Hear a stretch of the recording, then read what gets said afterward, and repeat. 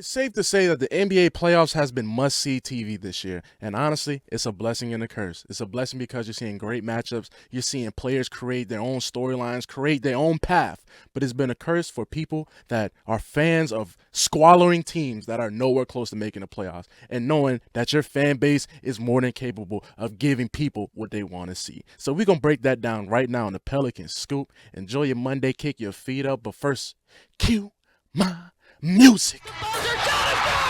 This is the Pelicans Scoop with Jordan Kitchens, breaking down everything under the sun about your New Orleans Pelicans. Smash that like button, leave a comment, and subscribe to stay on top of your Pels content. Now, running point, here's Jordan. What is good, YouTube? Welcome back to another edition of the Pelicans Scoop. I am your host with the most, Jordan Kitchens, and further from most, ladies and gentlemen. I might sound a little bit different right now. Great weekend. All right, shout out to everybody that's graduated from between high school, college. My boy Derek Graham just graduated from Howard Law School, so we had to go and do it big. Shout out my cousins. My cousin Tori graduated from Slidell. My other cousin Tatum, he didn't graduated from Southeastern. So just shout out to everybody that graduated. Welcome to the workforce, brother. Buckle up. It's gonna be a little bumpy road, but you will get to your destination. So furthermost, ladies and gentlemen, this episode today is just about not making the playoffs, being the outsider looking in, watching all these other teams and all these other fan bases, just in a basic way to put it, just say live it up, right? From watching the Knicks games in the Garden just rocking. And it just puts me in a sad position because New Orleans needs playoff basketball. New Orleans needs this. We need this more than anything. Like, the Saints' foreseeable future doesn't look that bright. They're doing what they're supposed to do and, rebuilding finally. But that's a whole conversation for another day. This is about basketball. So in the meantime, you do need that one team that should, I'm going to say, take the Saints spot, because the Saints will always be number one regardless. But you need life. Now, granted, New Orleans has been through everything this year, between the Super Bowl, between the terrorist attacks, between the prisoners breaking out. I mean, it's everything under the sun has been going on, but still, nothing brings more life and, revigorates a fan base than playoff ball, than postseason ball, knowing that, all right, people are on the couch watching, just the same way that we sit here watching these other teams. There's Hornets fans, Wizards fans, Utah Jazz fans, everybody that's just sitting there on the outside looking in. It sucks. It sucks. Not only, I'm not sitting there saying that the Pelicans are, oh man, we're just nipping at the bud to make the finals, but a playoff run would be nice. And if you want to play the number game, since becoming the Pelicans, they have only made it to the playoffs 4 times with one series win, and that was the year they swept the Portland Trail Blazers with Dame and CJ McCollum, back when we had Drew and Rondo and all that. But at the same time, and like that right there, that product is unexcusable. Unexcusable.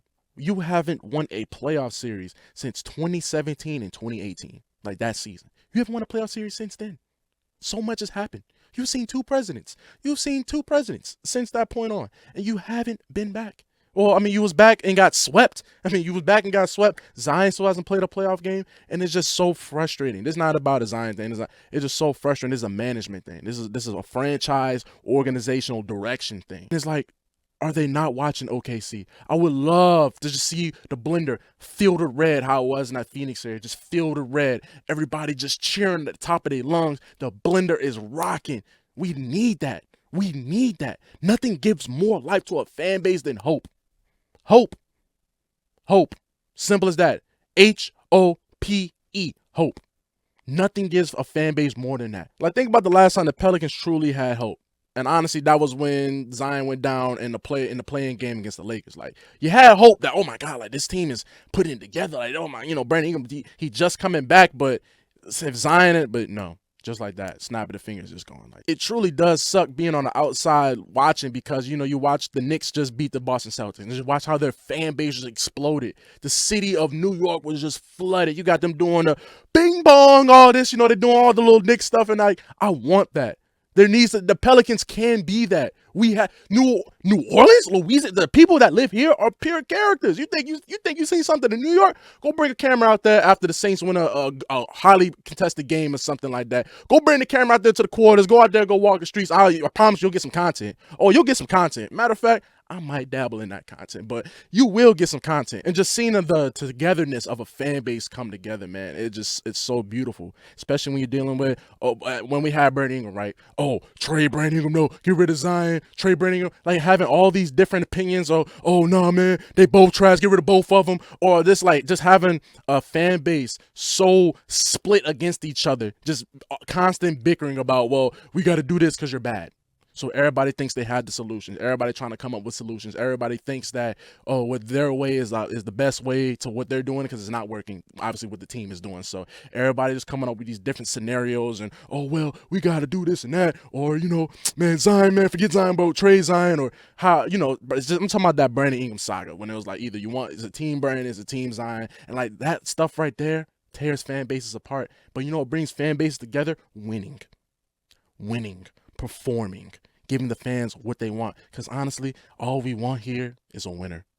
We just want to win. I'm not sitting there like the Pelicans are some storied franchise, but we want to be respectable. I think everybody wants to win. And I just think that with the Saints going to be down for a couple of years, this is the perfect opportunity for the Pelicans to boost up, man. Boost up. But will they get out their own way? Will Joe Dumars be able to come in and actually change that? Will Joe Dumars be able to be the domino that falls, that starts a good tidal wave, not a bad one? Not the first domino that falls and then it's just straight into the gutter. But I'm talking like things start to progress.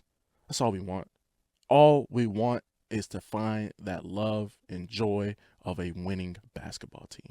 And to be able to say, damn, the Pelicans are in the playoffs. And not just they snuck in the playoffs, not they got in through the play-in. Like, no, they are legitimately a playoff team. I just know deep down that this fan base has so much to give and it has so much for the world to hasn't even seen, man. It just feels like as Pelican fans, we're just unseen. We're unseen. We're out the eye. And I think that's what the franchise want, man, out of sight, out of mind. Like, because every time the Pelicans are in the spotlight, it's always about trading somebody or Zion's little off-the-court escapades. But other than that, it's rarely for something good. It's rarely for something good. And I think that's what the franchise wants. As long as the means keep getting done, the money. As long as the money keep coming in and we're out of sight, out of mind, we ain't into no drama and whatnot, we're just going to keep this. We're going to keep this ball rolling. Right. We're going to try and maybe attempt to kind of want to do better, but if your actions don't line up with your words, then what are you just telling me? So it's like, you still got to show me. But it's just devastating seeing, OKC's crowd, the Pacers' wild fan base, how live their crowd is. And I just know New Orleans can do that. The Pelicans fan base can do that. The blender is not empty how it seems on a random Thursday night in December playing let's say the Milwaukee Bucks. Like the fans have so much more to give than what's been shown. So much more because the team hasn't give you nothing to be happy about.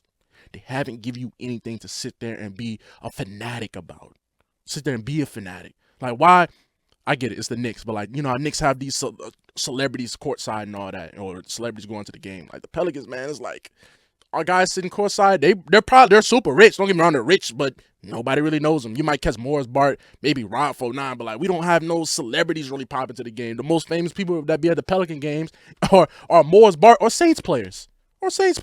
Like just having somebody famous in the building. Really, I'm talking about genuinely famous people. The Knicks got Timothy Chalamet and all these Tracy Morgan, Spike Lee, all these just people being there. I don't know, man. I could be stupid because like OKC.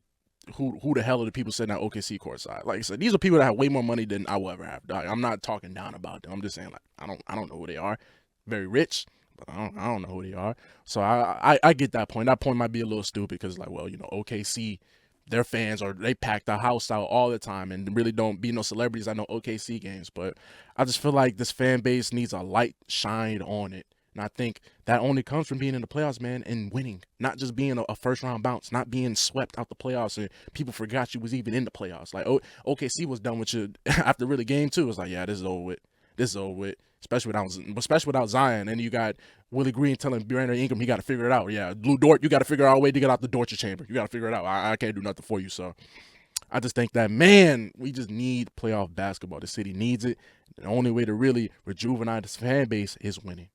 Being in that or just having an MVP, man. Like, y'all see what the NBA is doing right now with the MVP, man. They're not trying to announce it. They had to wait to see how the Shea and Jokic series wrapped up. I mean, we saw John Morant and Busy Bones Highland talking about it on Twitter. Like, oh, what's going on? Why they announcing MVP so late? Ja was like, hey, We gotta wait to see who win this series. You know, Shea ultimately won, so Shea should be the MVP. But you know, Jokic numbers were there. But just like being in those talks, man, I envy that. I envy to just even be in MVP discussions, man. As somebody, as an outsider looking in, it's like, damn, we have a player on our team that's an MVP or that's MVP level. That right there, that's how you rejuvenate a fan base, man. That's why New Orleans needs playoff basketball so bad. Just to be in talks like this. Like, oh, will Pelicans star get the MVP? You know, I was like, Oklahoma City star, Shea Gilgeous-Alexander.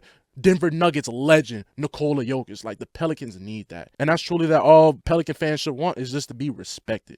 To be respected by the national media, to be respected like this. That's all we want. We're not asking for much.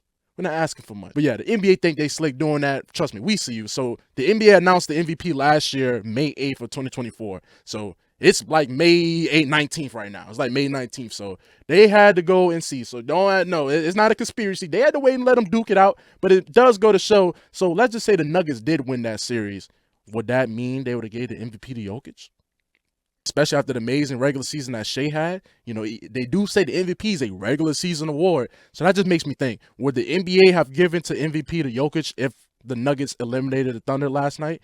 Or that would have just brought up a whole can of worms. I don't know. I don't know how they would have played it out. I guess that's really what they was waiting on to see how it would play out. But it's a regular season award. I think but they both went crazy in the regular season. So just to have the Pelican in those discussions would just be amazing, man. So instead of me making videos about, oh man, we got the 7th pick in the draft, you know, we be talking about, hey, is Zion gonna win MVP, right? Or what's it looking like, the Pelicans in the Western Conference Finals? Could you imagine saying that? The Pelicans in the Western Conference Finals?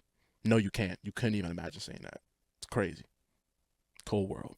Cold world. So y'all let me know down in the comments, man, how do y'all feel about this video? I'm sorry about this video basically being about a rant about how I'm upset about seeing all these other teams on national TV and how live the city looks for these teams and how much happiness I can see that being in the playoffs and winning playoff series bring to a fan base. And I just wish the Pelicans could be there.